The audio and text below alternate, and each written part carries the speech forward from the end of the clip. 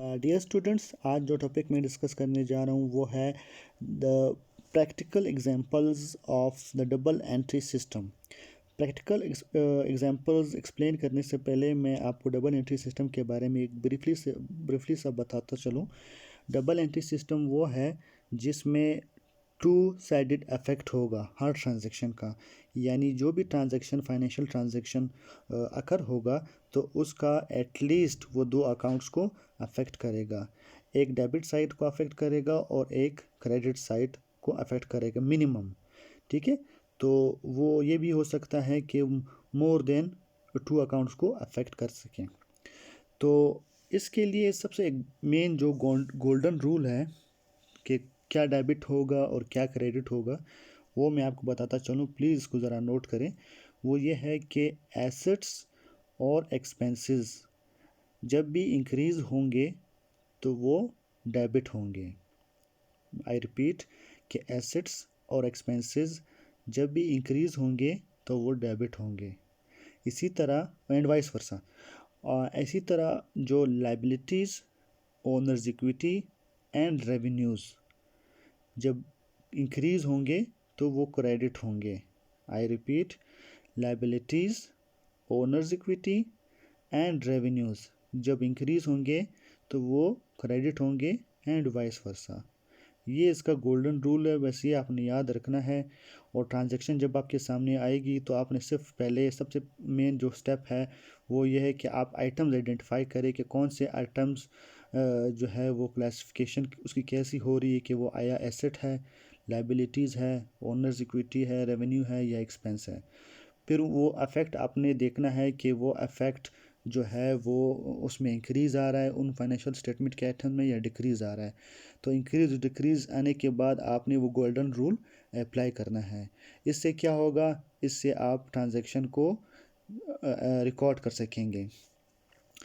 तो मैं आपको बताता चलूँ कि जो भी फाइनेंशियल ट्रांजैक्शन होती है उसको सबसे पहले जो है आइडेंटिफाई किया जाता है कि ये ट्रांजैक्शन अकर हो गई है। सेकंड स्टेप में उसको जर्नल में रिकॉर्ड किया जाता है। मैं रिपीट करता चलूँ, उसको जर्नल में रिकॉर्ड किया जाता है। जर्नल क्या है? जर्नल को डे बुक भी कहा जाता है। डे बुक क्यों कहा जाता है? क्योंकि इसमें जो ट्रांजैक्शंस है वो डेली बेसिस पे रिकॉर्ड होते हैं क्रोनोलॉजिकल सीक्वेंस में। यहाँ पे वर्ड अक्सर यूज़ होता है एग्जामिनेशंस में, वो है क्रोनोलॉजिकल। क्रोनोलॉजिकल का मतलब है डेट वाइज।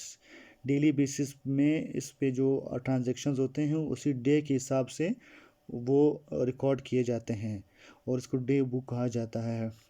तो जब कंप्यूटराइज्ड अकाउंटिंग सिस्टम नहीं था तो ये एक किताब की शक्ल होती थी, एक रजिस्टर की शक्ल होती थी, उसमें रिकॉर्ड किया जाता था। लेकिन आजकल कंप्यूटराइज सिस्टम हो गया है और जो है ये जर्नल जो रिकॉर्डिंग है ये सिस्टम इसकी डेबिट क्रेडिट वो ख़ुद परफॉर्म करता है, आपने सिर्फ उनको ट्रांजैक्शन बतानी होती है।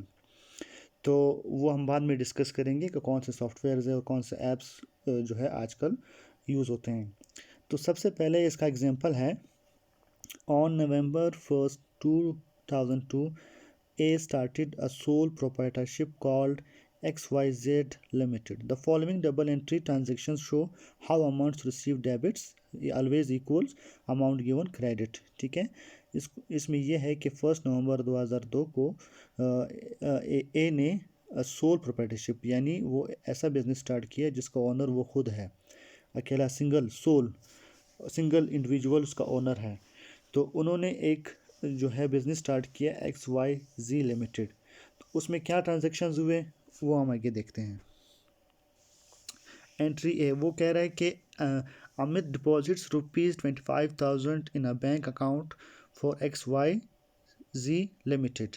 ठीक है, अमित ने क्या किया, वो 25,000 रुपये बैंक अकाउंट में डिपॉजिट किए हैं। किसके बैंक अकाउंट में? XYZ जो उन्होंने फर्म ओपन की है। तो इसमें क्या हो रहा है, इसमें आप खुद नोट करें कि एंटिटी या जो XYZ लिमिटेड के एंगल से आप देखें, क्योंकि हम उनके अकाउंट्स मेंटेन कर रहे हैं, उसमें आ क्या रहा है, कैश आ रहा है। कितना? 25,000। तो 25,000 क्या है, जो कैश है वो क्या है, इंक्रीज़ हो रहा है। और इंक्रीज़ क्या हो रहा है? कैश एसेट जब इंक्रीज़ होता है तो क्या होता है, उसको हम डेबिट करते हैं। ये देखें, कैश आया डेबिट साइड पे, इसको हमने लिखा। ये जो इसको रिकॉर्ड किया गया है, ये जर्नल का ही एक फॉर्मेट है, जिसमें डेट, डिस्क्रिप्शन, डेबिट अमाउंट और क्रेडिट अमाउंट इसके अपने अपने कॉलम होते हैं और वो शो करते हैं। तो 25,000 रुपये इन्होंने डेबिट कर दिए हैं, क्योंकि एसेट इंक्रीज़ हो रहा है, कैश एक एसेट है। इसी तरह जो क्रेडिट होगा वो कौन सा अकाउंट होगा, वो होगा कैपिटल अकाउंट। कैपिटल अकाउंट क्या था, ओनर्स इक्विटी। ओनर्स इक्विटी क्या हो रही है, इंक्रीज़ हो रही है, डिक्रीज़ हो रही है, इंक्रीज़ हो रही है। जब इंक्रीज़ होती है तो क्या होती है, वो क्रेडिट। देखिए क्रेडिट, अल्टीमेटली जो हमारा कॉन्सेप्ट था कि उसमें एटलीस्ट हर ट्रांजेक्शन में, हर जो भी ट्रांजेक्शन होगी उससे एटलीस्ट 2 अकाउंट्स अफेक्ट होंगे। देखिए यहाँ पे भी 2 अकाउंट्स अफेक्ट हो गए। और सेकंड जो रूल था वो ये था कि दोनों का सम जो है वो इक्वल होना चाहिए। Sums of debit shall be equal to sum of credits, तो दोनों इक्वल हैं। ये था हमारा फर्स्ट ट्रांजेक्शन।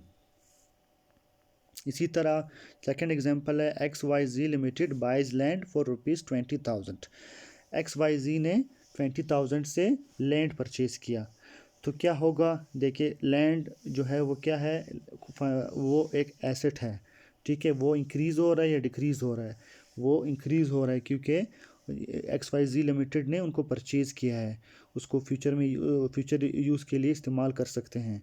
तो एसेट जब इंक्रीज़ होता है तो क्या होता है, डेबिट। तो इसको हम डेबिट करेंगे 20,000 रुपीज़ से। क्रेडिट क्या होगा, क्रेडिट वो होगा जो रिसोर्सेज आउटफ्लो हो रहे हैं, वो है कैश।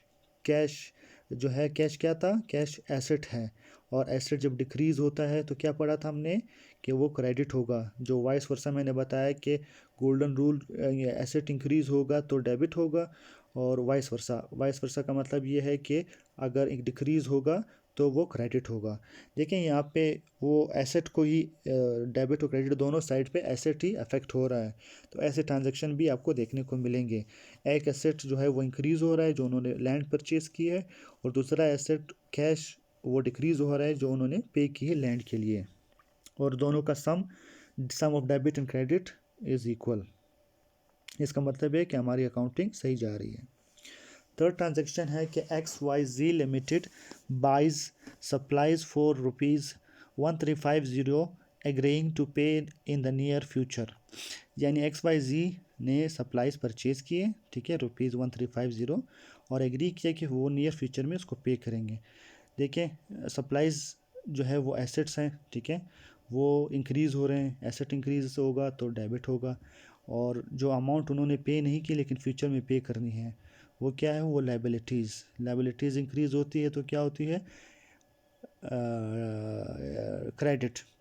तो एक डेबिट हो रहा है, एक क्रेडिट हो रहा है, और अमाउंट जो है, सम ऑफ डेबिट और क्रेडिट जो है वो इक्वल जा रहा है। तो ये हमारा ट्रांजैक्शन है।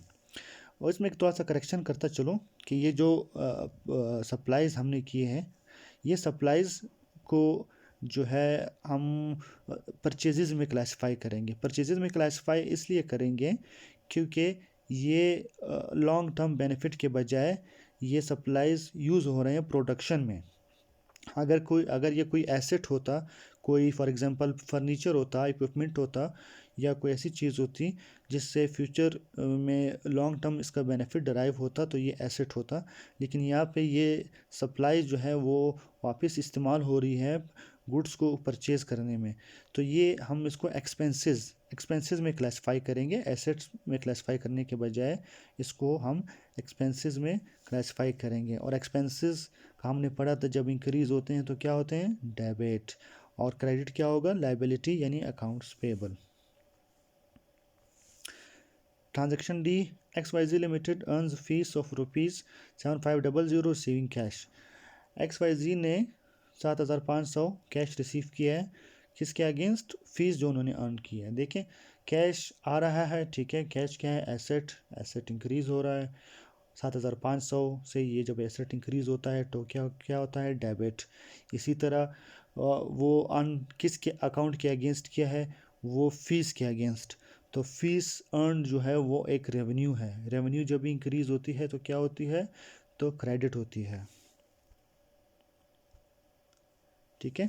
इसमें देखें जो कैश उन्होंने रिसीव किया है और उसके अगेंस्ट उन्होंने क्या दी है, सर्विस दी है। इसी तरह ट्रांजैक्शन ई है, XYZ limited paid wages ₹2125, rent ₹800, commissions 450 and miscellaneous 275। देखिए इन्होंने ये पे किया है, ये सारे एक्सपेंसेस आपके पास आ रहे हैं, वेजेस, रेंट, कमीशंस, मिसलिनियस, सारे एक्सपेंसेस हैं। एक्सपेंसेस इंक्रीज़ हो रहे हैं, ठीक है। एक्सपेंसेस जब इंक्रीज़ हो रहे हैं तो क्या होते हैं, डेबिट, और उसके अगेंस्ट क्या जा रहा है, कैश जो उन्होंने पे किया है। तो इनका जितना भी वेजेस, रेंट, कमीशंस और मिसलिनियस का भी जितना भी सम होगा वो कैश क्रेडिट हो जाएगा और एक्सपेंसेस जो है वो डेबिट हो जाएंगे। तो एक्सपेंसेस को बेहतर तरीका यही है कि वन बाय वन उनको अलग अलग स्पेसिफाई किया जाए ताकि फ्यूचर में क्लासिफिकेशन के लिए आसान हो। ये देखें वन बाय वन उनको अलग अलग क्लासिफाई किया है। तो यहाँ पे देखें मोर देन 2 अकाउंट्स अफेक्ट हो रहे हैं, ठीक है। वैसे तो है एक्सपेंसेस अफेक्ट हो रहे हैं, लेकिन अगर उसके आइटम्स देखे जाए फाइनेंशियल स्टेटमेंट के आइटम्स, तो इसमें 4 आइटम्स यहाँ पे डेबिट साइड पे अफेक्ट हो रहे हैं और एक क्रेडिट साइड पे अफेक्ट होगा, कैश, ठीक है। और दोनों का सम इक्वल आ रहा है। तो ट्रांजैक्शन एफ है, XYZ limited pays ₹950 to creditors on account, ठीक है। XYZ ने क्या किया, उन्होंने पे किया अमाउंट कितना, 950, टू किसको, टू क्रेडिटर्स, यानी जो उन्होंने पहले उधार लिया था अकाउंट पेबल से पिछले ट्रांजेक्शन्स में, उनको उन्होंने जैसे कमिटमेंट की थी कि मैं नियर फ्यूचर में पे करूँगा, उसमें से उन्होंने 950 रुपये पे कर दिए हैं। देखें इसमें कैश जो है वो डिक्रीज़ हो रहा है क्योंकि वो पे कर रहा है। तो कैश एसेट जब डिक्रीज़ होता है तो क्या होता है, क्रेडिट, और इसके अगेंस्ट डेबिट क्या होगा, जो अकाउंट पेबल हमने पहले क्रिएट किया था, अकाउंट जो लाइबिलिटी है, लाइबिलिटी को अमाउंट जब आप पे करते हो लाइबिलिटी उससे क्या होती है, कम होती है। लाइबिलिटी कम होने से क्या होगा, लाइबिलिटी डेबिट हो जाएगी, liability debit and cash credit. देखिए रिडक्शन इन ऑब्लिगेशन, ऑब्लिगेशन कम हो रही है, अकाउंट पेबल कम हो रही है, ठीक है, और कैश उसके अगेंस्ट जा रहा है। ट्रांजैक्शन एच, उसमें अमित विड्रॉज ₹2000 इन कैश। अभी देखें अमित ने अपने पर्सनल यूज़ करने के लिए ₹2000 कैश में विड्रॉ किए हैं। अंडरस्टूड बात है, कैश जो है वो डिक्रीज़ हो रहा है, कैश मतलब एसेट डिक्रीज़ हो रहा है, एसेट डिक्रीज़ होता है तो क्रेडिट होता है। और डेबिट क्या होगा, डेबिट ओनर्स इक्विटी का एक आइटम है जो हमने पहले डिस्कस किया था, वो है ड्राइंग्स। ड्राइंग्स जो है वो डेबिट होंगे, ड्राइंग्स डेबिट होंगे और कैश जो है वो क्रेडिट हो जाएगा। ये ड्राइंग्स का इम्पैक्ट कहाँ पड़ेगा, ये ओनर्स इक्विटी से माइनस हो जाएगी। तो डियर स्टूडेंट्स ये था हमारा आज का टॉपिक जिसमें हमने एक्सप्लेन किया कि जो डबल एंट्री अकाउंटिंग सिस्टम है उसको कैसे प्रैक्टिकली अप्लाई करते हैं, उसका गोल्डन रूल क्या था, और जो है उसमें एटलीस्ट जो 2 अकाउंट्स थे हमने कहा कि एटलीस्ट 2 अकाउंट्स उसके अफेक्ट होते हैं, और अब फिर हमने एग्जांपल्स देखी कि वो मोर देन 2 अकाउंट्स भी उसमें अफेक्ट हो रहे हैं। और वही जो क्लासिफिकेशन हमने पहले पहले पढ़ी थी कि फाइनेंशियल स्टेटमेंट्स के आइटम्स को कैसे या अकाउंट्स को कैसे हम क्लासिफाई करते हैं, वही क्लासिफिकेशन हमने यहाँ पे प्रैक्टिकली इसको अप्लाई किया। तो डियर स्टूडेंट्स आई होप आपने इसको अंडरस्टैंड किया होगा। काइंडली वीडियो को जो है लाइक करें और चैनल को सब्सक्राइब करें और बेल आइकन पे क्लिक करें। Thank you.